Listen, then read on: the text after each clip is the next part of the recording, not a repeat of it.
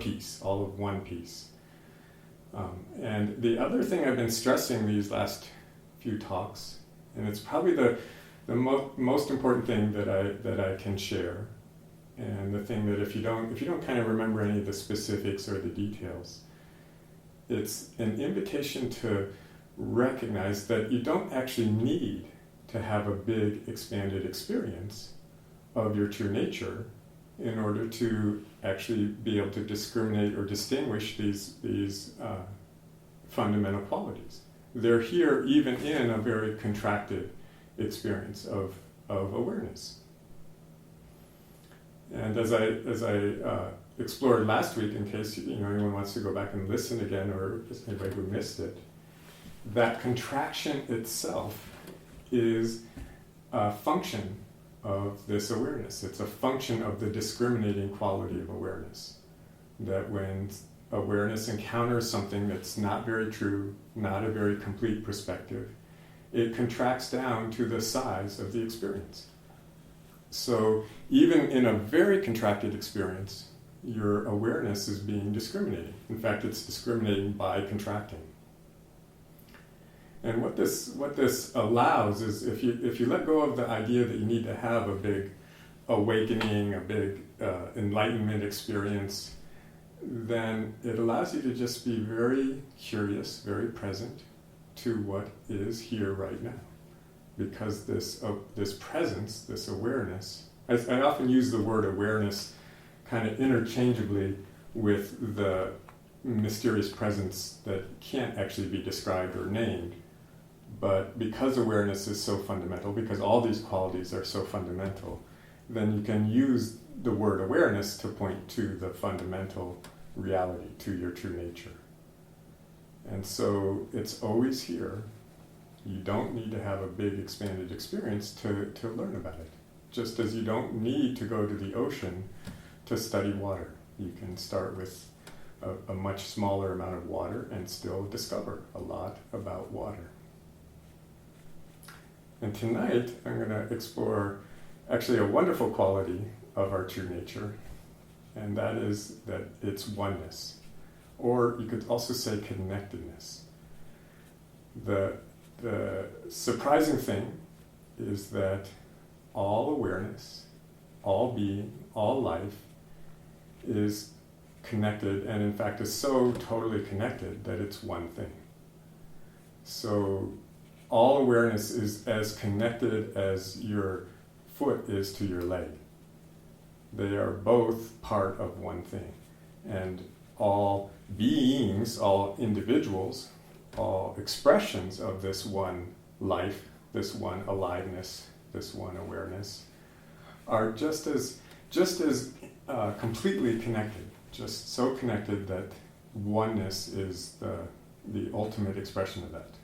The sense that there's only one of it, one of us, one of all. And the challenge is that within that one thing that is everywhere and everywhen, there's all this difference. There's all these incredibly diverse and different expressions, obviously different bodies, different species, different planets, different galaxies. There's a huge range of different kinds of expressions of this one beingness. However, difference does not actually contradict oneness. Those aren't actually opposites. There can be lots and lots of differences within one thing. And a very simple metaphor, a very simple way to explain that is if you right now look down at your hand, and you'll notice that there are 5 very different fingers. And yet, are they not connected? In fact, we would also look at that same hand and say that there's one hand. And yet, even when you see that there's just one hand, that doesn't contradict that the thumb is very different from the index finger, and the index finger is different from the other 3 fingers. So difference does not contradict oneness. It's more just a richness within it, a potential within this one being to have all these different expressions. And just like all the other qualities I've been saying all along, that this quality of oneness, this characteristic that we are so connected to everything and everyone, is incredibly obvious when you are having a big or expanded or enlightened experience, an awakening experience. You know, the oneness is so strong. The sense of oneness, the sense of connection, is so strong that no one needs to tell you that, you know, that you're one with everything. You are experiencing it in full measure. You are experiencing it fully. However, it still is present in much smaller experiences. If we are willing to, in a sense, tune our awareness, tune our noticing, to simply reflect upon it. Everyone has felt connected to something in their life, whether it's a lover or a pet or a child, when you're children, or a friend, or nature, or the ocean, when you're visiting the ocean. Everyone's felt some sense of connection to things. And yet, even when, like in a moment where it feels like there's little or no connection, where we feel lonely or alone, it's just natural. It's like inherent in that experience is a deep longing for connection, which itself, the longing for connection, is coming from the place in us that knows we are connected. It's coming from the place in us where we are connected. So even longing for connection, even wanting a lover, wanting more connection with people, wanting more connection with your true nature, wanting connection of any sort, is itself an expression of this oneness. It's just a very limited one, a very contracted one that's been shaped to be very, very small by our conditioning, by our thoughts, by our beliefs. The oneness, even the oneness that's present in that longing for connection, but the oneness or connection that's always present is an inside job. We are connected at the source, not out at the surface. You can experience a lot through your senses, through reaching out and touching. You can hug another person. You can pick up a puppy and let it lick your face, and there will possibly be a stronger sense of connection or oneness with that person or with that puppy. But even in that experience, the actual connection is deeper. The connection is inside. In fact, it's all the way inside. That's where we are connected. So whether or not you're hugging another person, whether or not you have a puppy handy, you can experience the oneness by going inside. And that's the source of that connection. That's the source of everything. And so, looking hard for connection in the surface of your experience, in the outer circumstances of your experience, will always be, it's not that it's not there, it's being expressed in everything.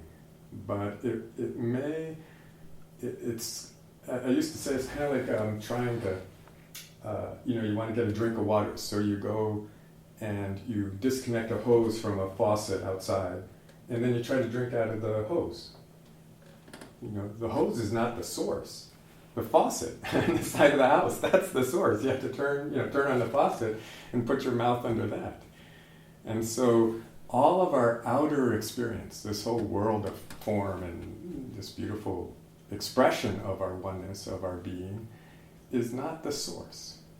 And so it will never be completely satisfying if you focus only in that direction. You can also focus within.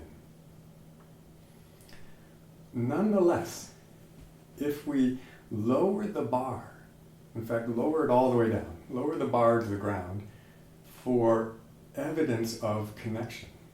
We can find it in every experience, even the superficial aspects of our experience.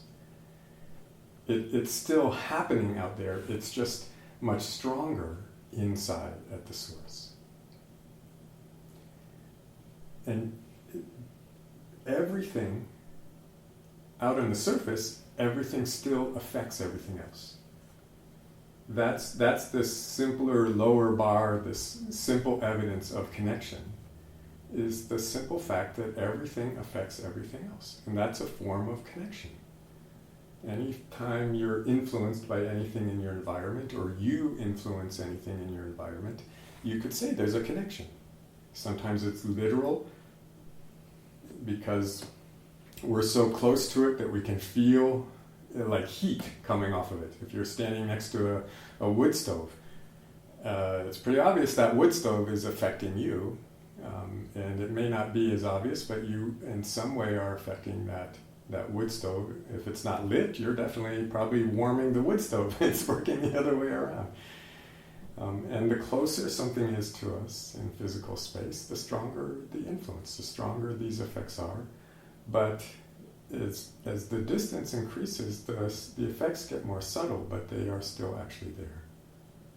It's again, by lowering the bar, by focusing on just ordinary experience, we could start to kind of recognize that there's some connection present in every experience. There's at least some of it. There's some way in which we are affecting other things, or other things are affecting us, that we can sense in every moment, even just with our ordinary senses. And of course we tend to take those kinds of connections for granted because they're so ordinary. We just kind of overlook them. And fortunately, sometimes we also experience subtler and yet more powerful forms of connection. Though sometimes when they're subtle, we doubt them or overlook them, or question whether they're real. But everyone has had moments of deeply intuitive or even psychic connection, like with another person. Something like that experience where you somehow know who is on the phone before you pick it up. How did that happen? There's some kind of effect that couldn't possibly extend way beyond something in your local environment, something in the room with you, possibly thousands of miles away, and yet something has affected you, or you've affected them to get them to call you. And so the invitation in all of these talks I've been giving, and the invitation tonight, is to explore and experience all the different kinds of these fundamental qualities, and tonight it's connection and oneness. To explore and experience all the different levels that happens on. Big experiences of oneness, and small experiences of just the most basic, obvious kinds of connection that we have with our environment. So I'd like to do another little exploration. Invite you all to kind of dive into this with a direct exploration of your experience right here and right now. What's happening right here and right now. And one of the simplest ways to start is to start with the oneness of the body itself, to get a sense of what connection feels like. What does it mean to have something feel connected? And so to start, just notice the connection between your arm and your hand. Just take a moment and notice your hand and notice your arm. And you might move your hand a little bit and notice how it's connected. And how fundamentally it's connected. Is there actually a boundary between them? Or are they also really obviously part of one thing? You can't separate them. Well, you could, but that one, it wouldn't probably really be a hand anymore at that point. So the hand and the arm in this moment are connected. And it's nothing cosmic or, profound, and yet there it is. There's that simple sense of one arm and hand, one thing called the arm. In fact, we often use the word arm for the whole arm, including the hand. And so now what about this arm and your other arm? Your right arm, your right arm and your left arm. Talk about different. Those now we're talking about two things that are very different. And yet, are they separate? Are they really separate? Or are they, very simply, very obviously, very intimately connected? And again, connected at the source, even at this level of experience. And you could include every other body part. What about your eyes and your arms?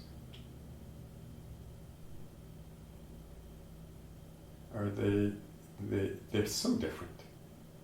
It's profoundly different.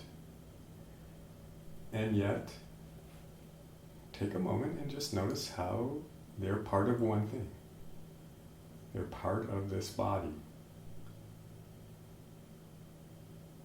And then we can get a little more subtle.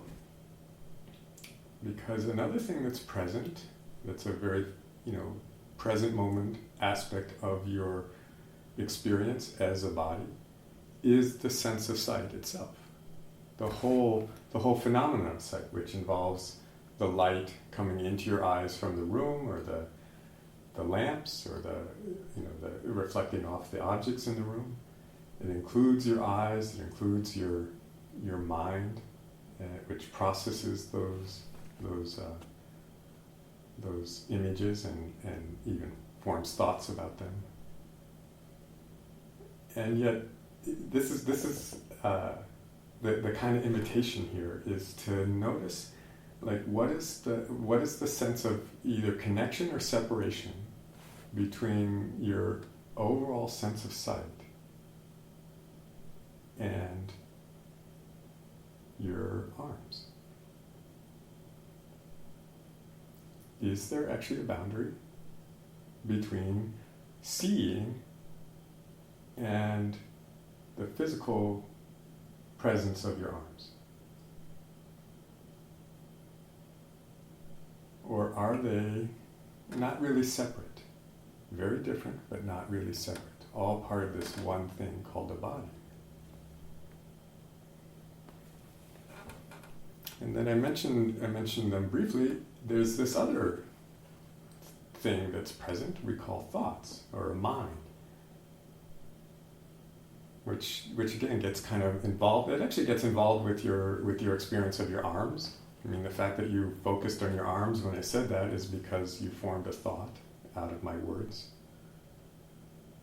But where is the boundary right now, right in this moment, between the mind and your body, between thinking and all the other sensations, other processes and physical objects or physical forms that make up your body? Where is the boundary where thought stops and then something else called a body or even a head starts? Is your head really one thing and your thoughts a whole nother thing? Like, something that just is somehow, again, a separate, completely separate phenomenon? Or is your head and your thoughts, are they really just one phenomenon? And in fact, your thoughts in your whole body, in this moment, do they actually have a boundary between them? Or is it one whole field of experience where, again, if you check, each one directly affects the other? Your thoughts affect your body. I'm sure everyone here has had a scary thought and had their heart start to race. And then vice versa. Your body affects your thoughts. If you're feeling great, you have obviously very different thoughts than if you're feeling nauseous or if you've just stubbed your toe. Any experience anywhere up and down what we call the body, it can't help but affect your thoughts. Even the thoughts that just arise to notice, to say, oh, my foot's falling asleep. Or the thoughts that notice that you're thirsty. The thoughts that possibly even a thought can make you thirsty. It's so great. Thirst can make you think about water, and thinking about water can make you thirsty. So there's possibly, again, no boundary between the mind and your thoughts. Now again, this is all, on one level, this is all kind of obvious stuff. It may be stuff that you've all explored before and just kind of take for granted. Body, we call it, some people call it the body-mind. And yet, here is that quality of oneness. Here is that mysterious ability for one thing to affect, what appears to be as something to affect something else. And the closer something is, the more effect it has. So it's pretty obvious that your body's going to affect your mind, and your mind is going to affect your body, because they're both right here. They're connected physically as well as energetically. There's blood flowing in and out of all the different parts of your body. The thought, the energy of thought, the actual nervous activity that makes up thought it travels throughout your body. In fact, most evidence now shows that we think with our whole body, with neurotransmitters and with nerve centers in the heart and in the gut and throughout the body. So it's not actually a brain, just purely a brain phenomenon. It's one thing, the body-mind. So that's that quality of oneness. You don't have to go any further than your own body to taste oneness, to experience what it means to be connected, to be affected directly by what's present. But now we'll just take it a little further. Just expand that same exploration, that same kind of questioning, noticing, and just pick an object in the room, something, and then either touch it or just look at it, and then just notice where do you stop, and the seeing or touching of the object, or both. You can pick it up and then look at it. Where does the seeing or touching stop and the object actually begin? And you may think, well, it's right there where my skin stops and the physical object begins. And yet the sense of touch and the sense of seeing encompasses that. The sense of, if you picked it up, the sense of touch is also telling you how heavy. The sense of touch is registering the density of that object, the interior of it, how much weight it has. Is there really a boundary? Is there really a separation? Even if you put it back down, you may still be looking at it, and yet, or you may not, and yet the connection is still there. It gets very subtle, of course, when you look away, when you put it down. And yet, anyone who's experimented with muscle testing knows that, just having something in your energetic field can affect you. If you hold a container of sugar up to your muscles might go weak. So it's always having an effect.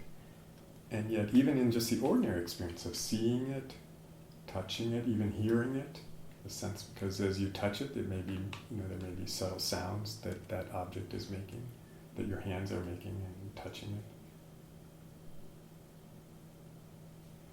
So is there a boundary, or is it a single field of experience? Of body, seeing, hearing, feeling.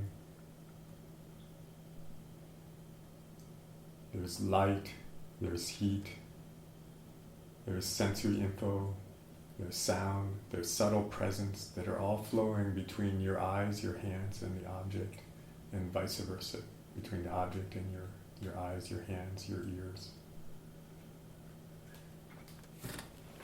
Clearly, this might not be the all-encompassing experience of oneness you may have been seeking, but it's here right now, it's happening.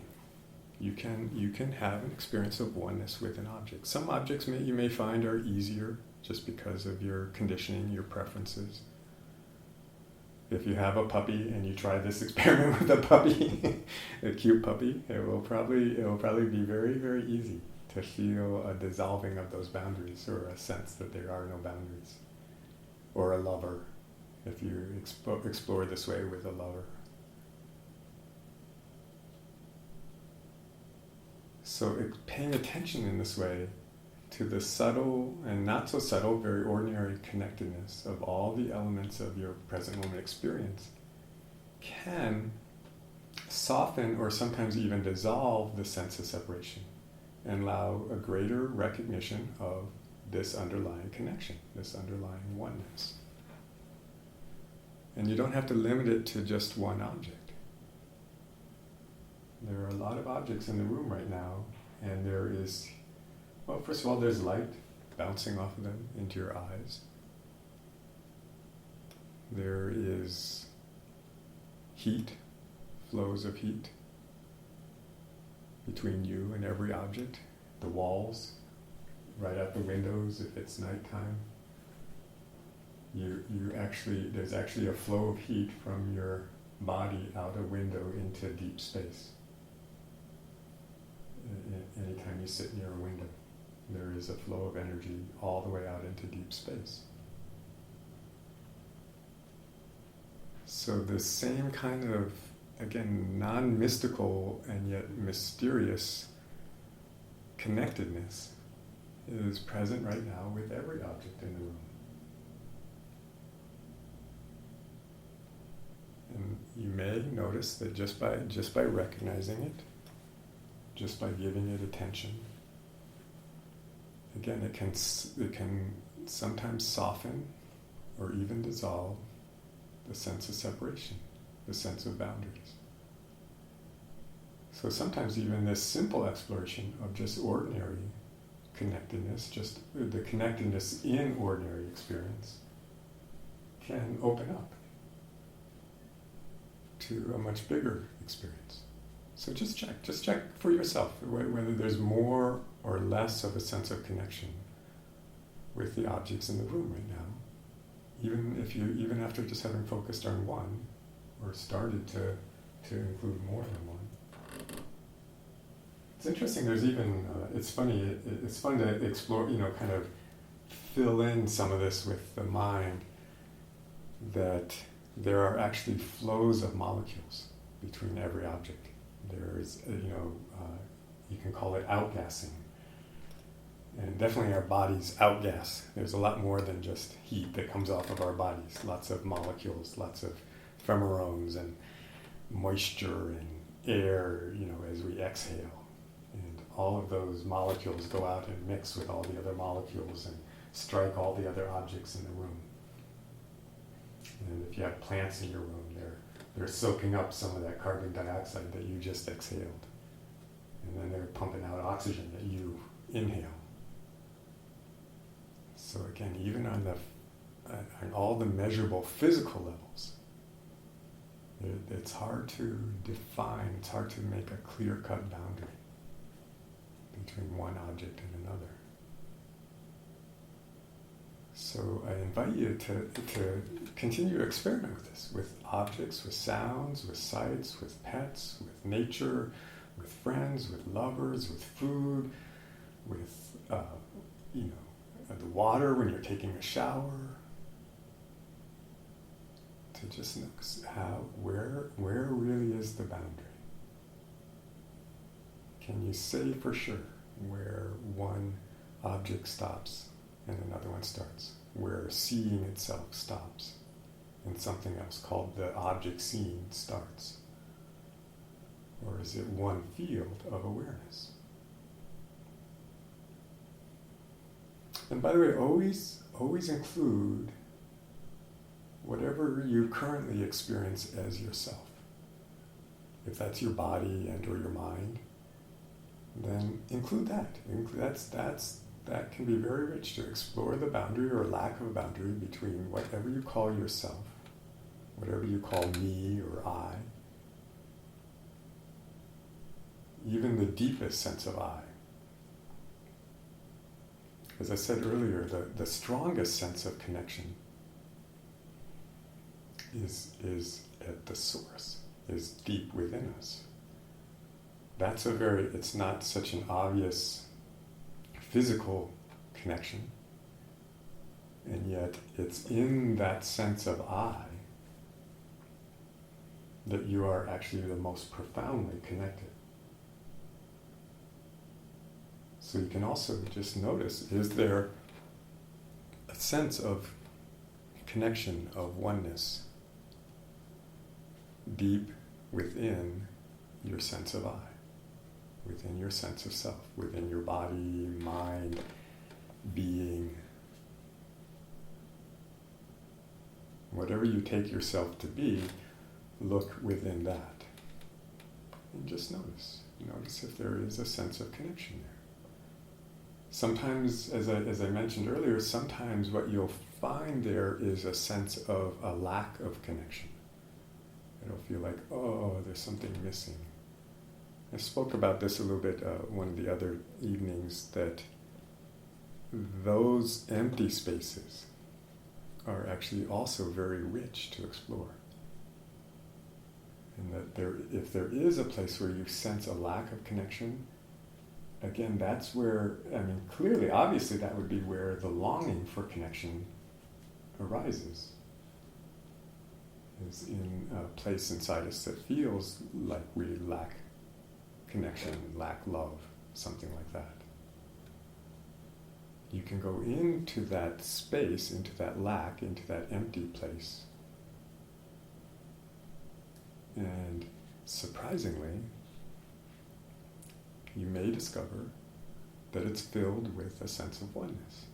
It's filled with this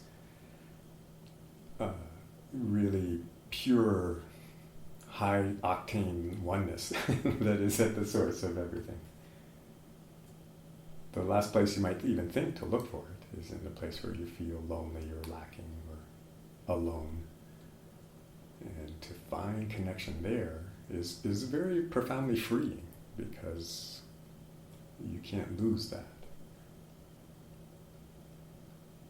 So the invitation really is to become a connoisseur of oneness, to catch a glimpse of it anywhere and everywhere you can, in everyday ordinary experiences, in the experience of the chair or couch you're sitting on and your body, to explore it in when you hear a bird singing, when you go swimming in water, when you bite into some food.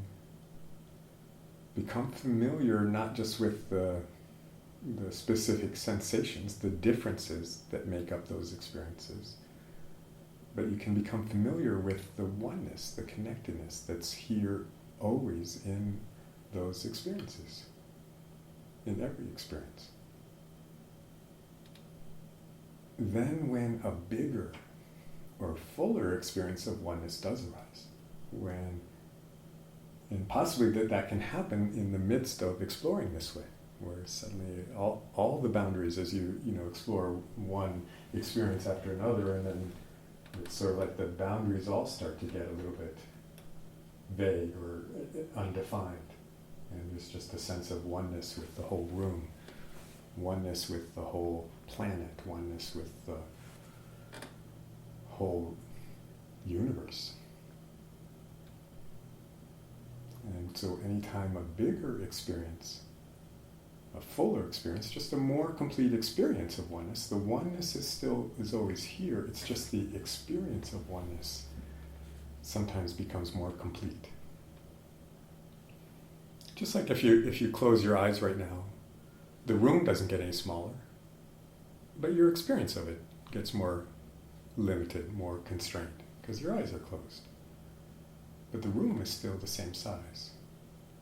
The oneness, this oneness, there's only one, that's why we call it oneness. If there's anything, if there was something else, then it wouldn't be oneness anymore.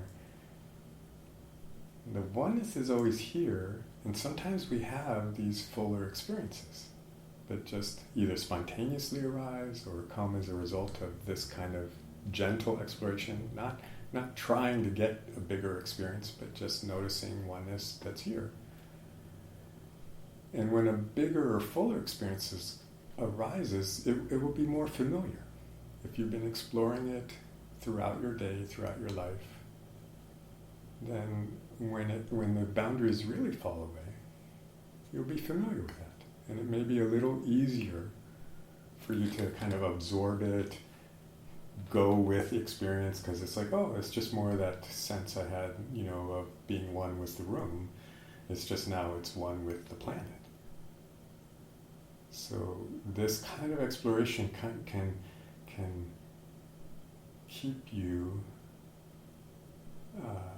going with the experience when it opens up. Make it a little easier for you to just not have maybe a fear reaction or a little resistance, but instead just go, oh yeah, I know that sense of oneness.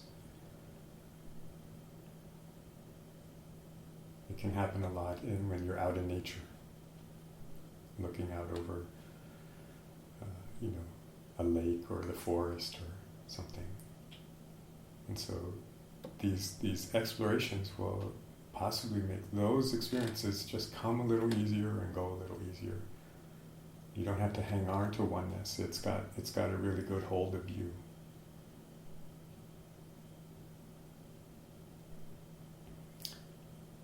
You might, in all of this, you might also take a moment to just ponder. To whatever degree right now you've been able to experience possibly a little bit bigger sense of oneness, or maybe even a really nicely open sense of oneness, nice, spacious, alive, discriminating awareness that also has that quality of oneness in it. What does it really mean? What does that mean if there's that depth of connection? Both actually outwardly and even more profoundly inwardly. If I am one with the objects and the people and the sounds and the sights and the subtle dimensions all around, then who am I really? What am I really? Last week I spoke about how the sense of self tells us how true things are. When you have an expanded sense of self, your mind usually gets quiet, and that's just a sign that you're experiencing a more profound, a bigger sense of the truth, of reality, which is what you are one with that. And when you have a smaller experience, then a contracted experience, that's just telling you that your experience in that moment is more limited, is smaller. The oneness itself doesn't get small, but our experience of it can get very small. So right now, again, to whatever degree you had a little bit of that softening, dissolving, a little bit of a sense of connection at least, a little bit more sense of connection, if oneness seems like too much of a stretch. That whatever degree that sense of connection has opened up or expanded a little bit, what is the sense of self that experience gives you? Notice how your sense of me, your sense of being, has it expanded with that sense of connection? Does it give you a little fuller, more open, spacious sense of being? And if so, it also may have contracted, though often if there's been a contraction, it's usually because there is some kind reaction or resistance or conditioning that's been triggered by the experience of more connection. But in most cases, a sense of connection gives a more expanded sense of yourself. Obviously, if you are intimately connected with everything, that makes you bigger. It just makes you more connected. And that sense of expansion is actually showing you that it's actually true, that you are one, at least with more than you thought.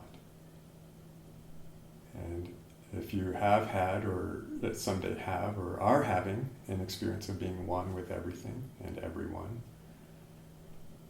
you will find that gives you a very profoundly expanded sense of self. And in fact, it no longer makes sense to call it me or I or self or anything. It's so complete, it's so expanded, it's so inclusive of everything that it's your mind can't even comprehend it.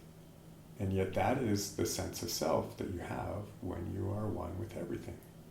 And that's because it is profoundly true that you are one with everything and everyone.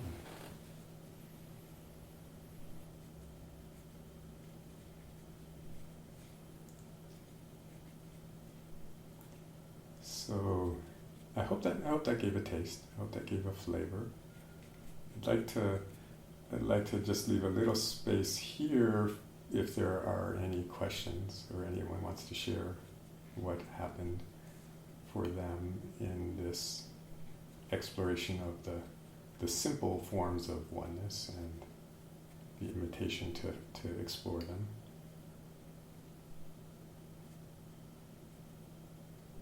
So I'll just give a little pause here.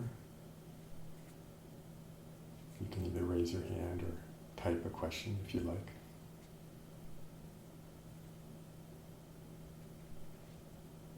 And if you don't, I can always talk more. I never run out of words, it seems.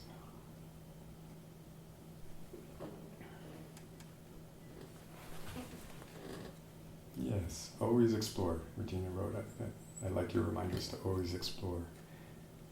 And again, especially the more contracted experiences. You don't have to wait for the big ones. Just the connection between you and the floor right now where your feet are touching it. All of this awareness, dimension, space, aliveness, discrimination, and oneness are present in a simple sensation like that. Or in an experience of your whole body. Or in an experience of an expanded sense of connection. All of those qualities are still present. I'll keep an eye out for questions, but another way of exploring actually all of these qualities, awareness, space, aliveness, discrimination, oneness, is in the expression of it, the function of it, the movement of it in life. And another word for the movement of awareness, the movement, it's a funny thing to say the movement of space, but it's really the acknowledgement of space, the recognition of space. And for this alive, discriminating sense of connection that we have with everything, another word for it is love. The essence of love is awareness and space. This flow of attention. The best lover is someone who gives you lots of attention and lots of space to be just the way you are. So love is a functional expression. Love is the way our true nature moves in the world. Moves in the world of form.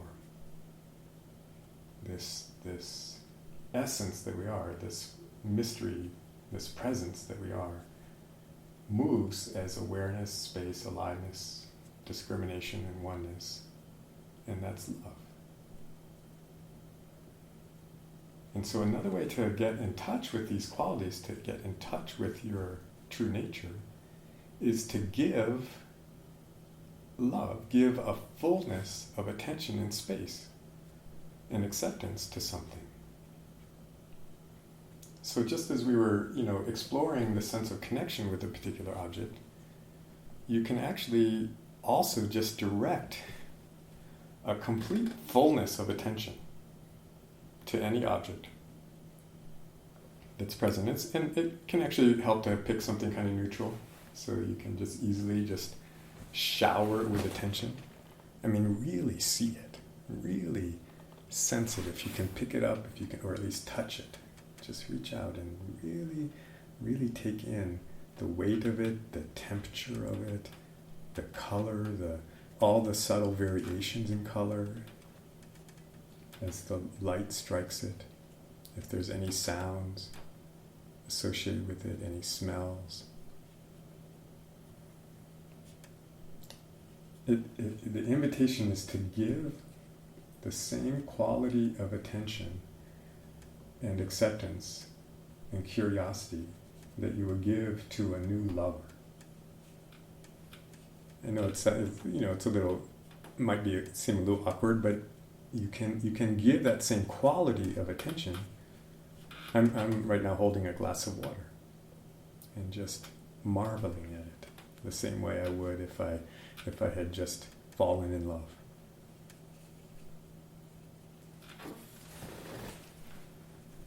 So you can just feel that flow of love. You can give this quality of attention to anything, anytime. You never run out of these qualities. So you can give love freely. That's actually when we are filled with love. We're filled with love when we give love. Not so much when we get love. When we get love, that's also a sweet experience. But it doesn't actually satisfy. It doesn't actually fill us up the same way that giving this quality of attention does. There's a simple principle at work, which is that anything that moves from the outside in is a movement from form into emptiness. So all the love you get from other people, all the attention, all the admiration, all the acceptance you experience from other people, when it comes into you, it goes into pure emptiness. It dissolves. It's like going into a vat of acid or something. it just is absorbed into the infinite space at the core of every object and every being. And then in contrast, when you give love, when you allow these qualities of your true nature, awareness, space, another word for awareness is attention. Another word for space is acceptance. Another word for discrimination is intense curiosity.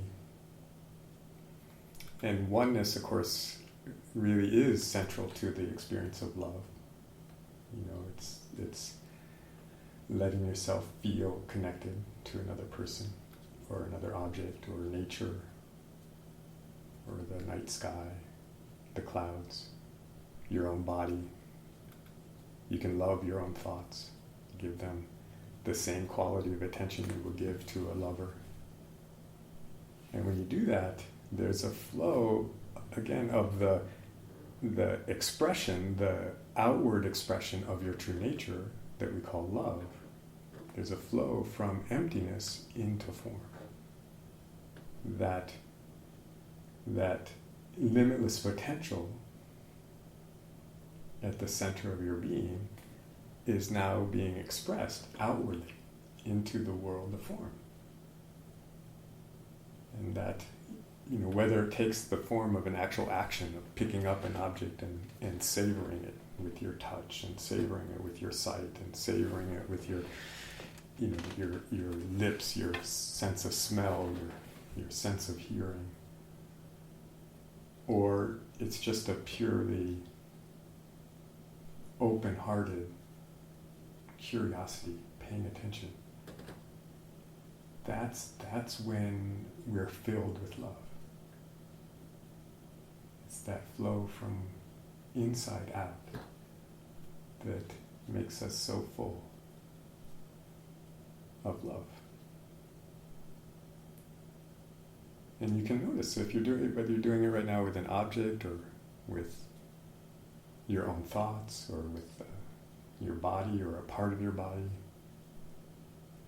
and you're feeling that flow of open, spacious, curious attention. You can notice, as we were exploring tonight, notice the sense of connection. Notice whether that sense of connection opens up, feels stronger when you're loving, just loving the heck out of a glass of water, or your feet, or your emotions, or the sounds, the sound of my voice, the sounds in the room.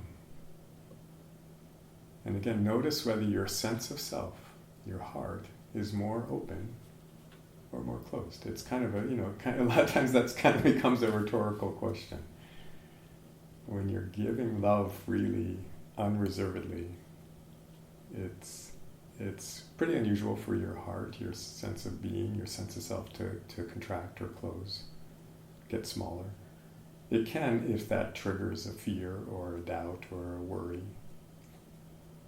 But if that happens, you can also always just turn around and become really curious, really attentive, really accepting of your fear, of your doubt, of your worry.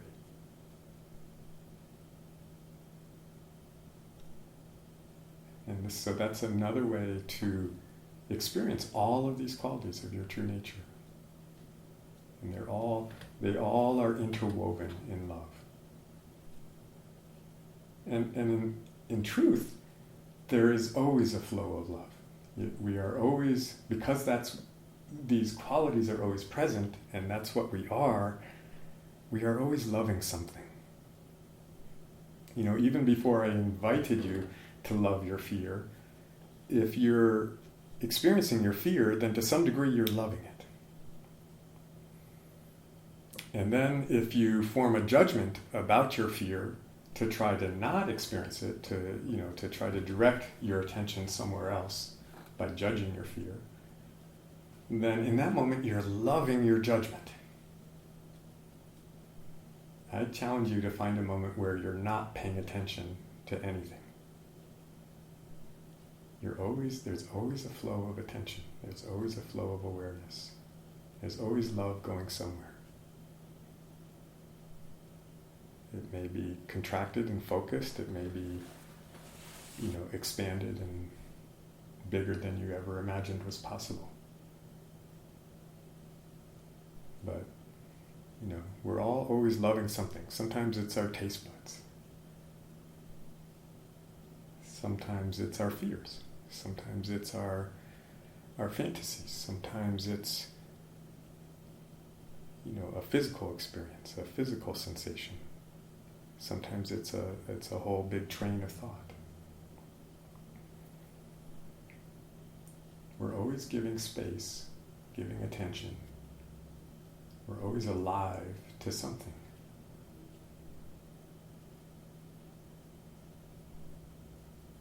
So these qualities truly are always present. And what else is always, always present? You. You, which is really just a word for the sense of self. You are always present in every experience. There is no experience without a self, without a sense of self. So again, it's just logical that since these qualities are always here, and you are always here, that is what you are. What you are is this spacious, alive, discriminating awareness that's one with everything. So like eventually with all these little explorations of every little experience, and you find that these qualities always here, it just becomes undeniable that that's what you are. You don't have to get there through one big experience that knocks your socks off and leaves you, rolling around in bliss on the floor. You can get there by acknowledging that these qualities are here now and in every moment.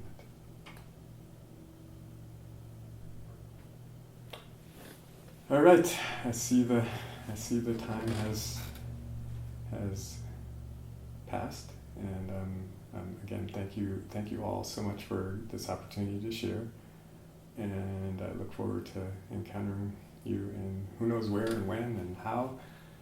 But thank you, Regina, for having me, and thank you all for coming.